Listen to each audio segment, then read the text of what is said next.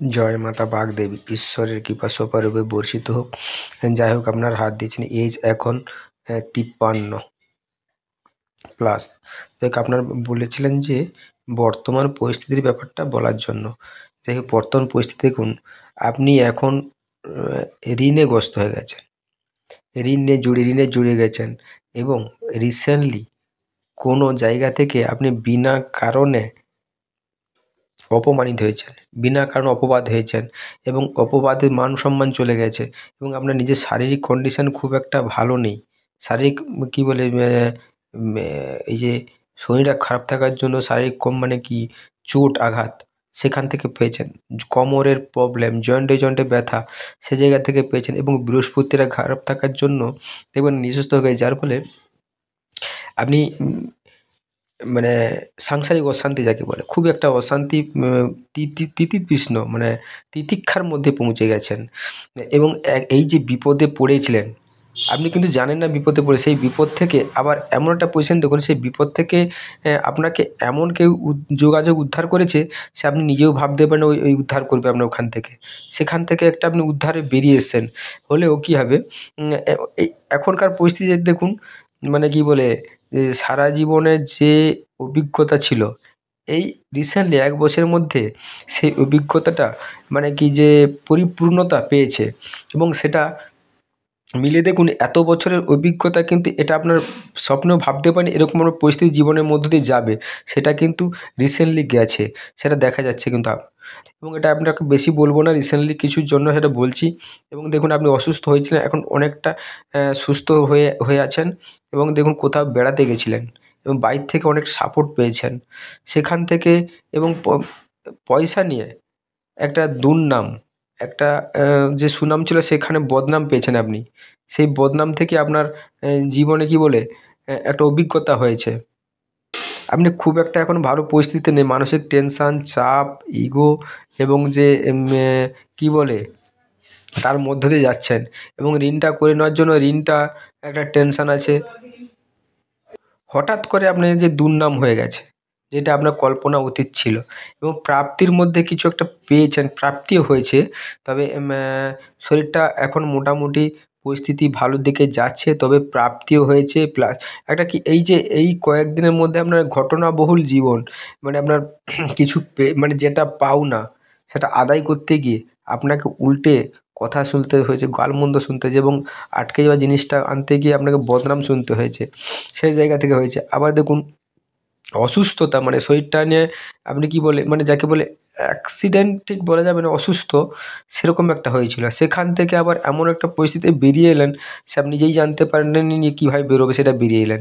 এখন টাকার প্রচুর কাছে, যে পয়সা নিয়ে আসছেন আপনার নিজের খরচার জন্য, সেটা কিন্তু খরচা করতে পারছেন না, সেটা অন্য জায়গায় আছে, এবং আপনাকে দৌড়ভাগ, একটা কাজের জন্য একবারে হয়ে যাওয়ার কথা ছিল সেটা হচ্ছে না, সেটা কিন্তু দৌড়ভাগ করতে হচ্ছে, 2 বার 3 বার যাওয়ার পর সেটা আপনি জানেন হয়ে যাবে, কিন্তু সেটা হচ্ছে না, সেদিক থেকে দেখুন।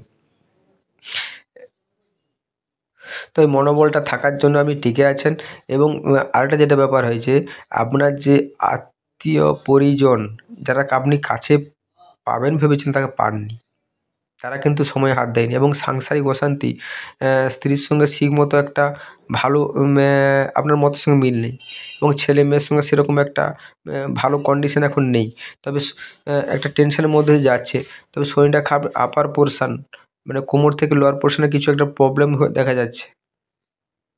এর পরেরটা দেখছি, উহাতটা দেখে কিছু বলছি। এই যখন প্রাপ্তি একটা, এখানে একটা প্রাপ্তি দেখুন, এই যে এখানে একটা প্রাপ্তি দেখতে পাচ্ছি, এই যে প্রাপ্তিটা আপনি বলছিলাম না, প্রাপ্তি, সেই প্রাপ্তিটা আবার দেখুন, কোনো অ্যাক্সিডেন্ট মানে কি মানে যাকে বলে অ্যাক্সিডেন্ট হয়েছিল, এখানে একটা কেউ মানে কাছের মানুষ কাউকে হারিয়েছেন, সে একটা দেখা যাচ্ছে, এবং কোথাও বেড়াতে গেছিলেন সে একটা দেখাচ্ছে, এবং এইখানটা দেখুন নিজে অসুস্থতা, প্রচুর অসুস্থতার মধ্যে আছেন আপনি, শরীরটা ঠিকমতো সাথ দিচ্ছে না, মান সম্মানের দিক থেকে আপনার কমই দেখা যাচ্ছে এখন, এবং পয়সা কড়ি হাতে থাকছে না, ঝামেলা অশান্তির মধ্যে, টেনশনের মধ্যে আপনি পড়ে আছেন, ব্যবসারও ঠিকঠাক চললেও সেরকম যেরকম চলার কথা সেরকম চলছে না, সেরকম প্রবলেম হয়ে যাচ্ছে। আশা করি কয়েকটা প্রতিকার করে নেবেন, আশা করি বেরিয়ে রিকভারি হয়ে যাবে শনি। দেখুন এটা যে থাকার জন্য আপনাকে প্রচুর টেনশান, প্রচুর দৌড়ভাগ, টাকার জন্য টেনশান, এই যে শনির দিকে পুরো চেপে, যার ফলে আপনি দেখবেন এটা চেপে থাকার জন্য আপনাকে বিনা কারণে, বিনা দোষে এক জায়গা থেকে অন্য যেতে হচ্ছে, সেটা বারবার ধরে হচ্ছে। এবং একটা যে ঠাকুরের প্রতি ভরসা ছিল, ভক্তি ভাষা উঠে যাচ্ছে। কারণ দেখুন এই যে এই রেখাটা যাওয়ার গুরুচণ্ডাল দোষ দেখা যাচ্ছে। গুরুচণ্ডাল দোষ হলে আমাদের কি ঠাকুরের প্রতি ভক্তি ভালোবাসা উঠে যায় এবং বিশ্বাস উঠে যায় যে এত সব করলাম আমাকে কেউ দেখছে না, সেই জন্য উঠে যাচ্ছে। এবং এই তিলটা থাকার জন্য আমরা মান সম্মান মানে সেখান থেকে প্রবলেম বা কমি পয়সা কড়ি যেখান থেকে সেখানে আটকে যাচ্ছে।